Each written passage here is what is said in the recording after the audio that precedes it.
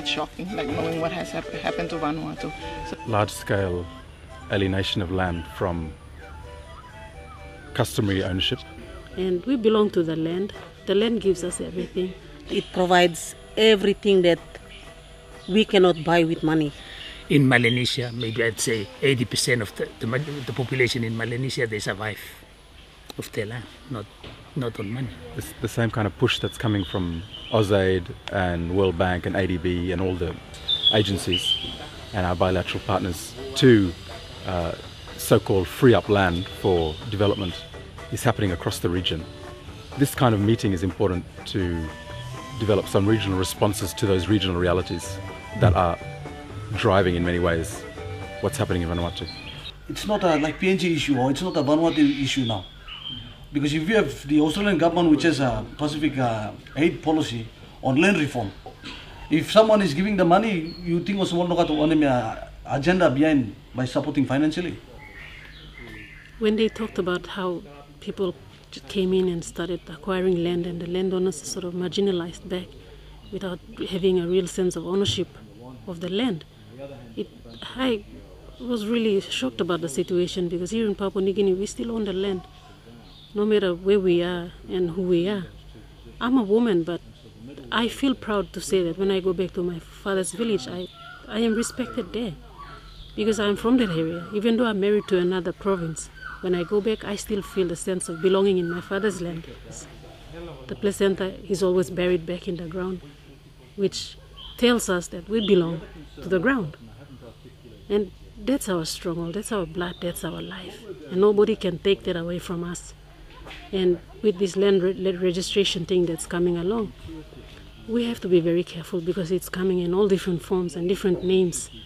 BLG's come up with this initiative of getting like-minded organizations within Melanesia and Pacific region to come together so that they could talk about what they could do. I think in some years, back in the 80s, 70s, there has been some kind of movement with regards to organizing Melanesian people together to talk about issues of mutual concern. But this is a new initiative where it is kind of focused right into land issues, which is basically the real issue concerned with Pacific peoples. Under the Lands Act, Section 10, Section 11, it's called lease back. Customary landowner leases the land to the government immediately gives a leasehold title back to the customary landowner in respect of their own land. They don't have to pay rent. They can essentially then do what they like with that lease. They can sublease it if they want to. People coming in, or investors coming in to get land, they don't know our customs, they don't know what land means to us. And a lot of people, some people do not have a lot, they are not literate, they don't understand what the consequences of lease will be. And they just, sell off, they lease out their land. And then later on they find out that the decisions that they were made were not really favoring them. It was mostly in favor of the investors. Development has become a very terrible word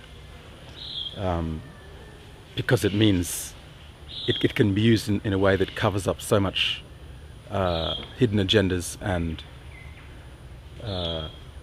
mainly agendas to do with recolonization and people coming in. These days development means basically foreign investment, and the kind of development we need in Melanesia and in Vanuatu is locally controlled development, locally controlled enhancement of our life opportunities, better cash incomes, better education, better health outcomes, improved food security, that kind of thing. Mm-hmm. It's only possible for landowners in Melanesia to get those outcomes if they continue to maintain control of the land, because as soon as they engage with Western laws and land alienation, they're getting into deep water in terms of not being able to understand what these laws are and how they, what their rights are in relation to these laws. Well, AusAid and NZAid, they're putting in a lot of money to this land reform program, and we've had they seem to be playing a role where they want to leave everything to the government. The government decides what to do, and then they just put in the money. But then there's a lot of money there, and there is very little consultation from the government, or if there is any consultation at all, it doesn't get a wider audience from the people who own the land. It's not how we make land work, but the land has always provided for us. So, in other words, the way we see things is not we make land work, but the land works for us. In Papua New Guinea, there are lots of changes that are happening in terms of land laws that our people do not really understand about, that they are made at some levels and they are not, people are not aware of, and that these new laws do not fall in place with the customary laws that we have in terms of land. And in terms of customary laws, I believe to make good laws in terms of land, it should build or it should add value to the laws that we have in traditional society.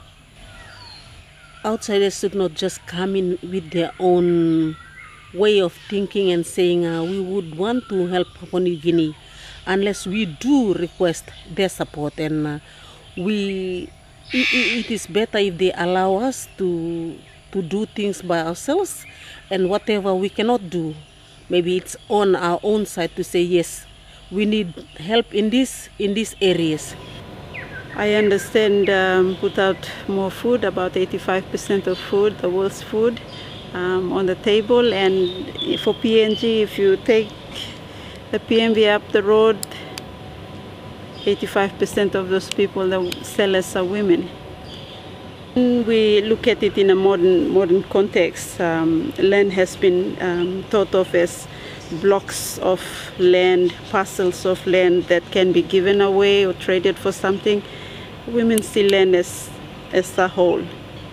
Land culminates life, everything about life, the spirituality of land.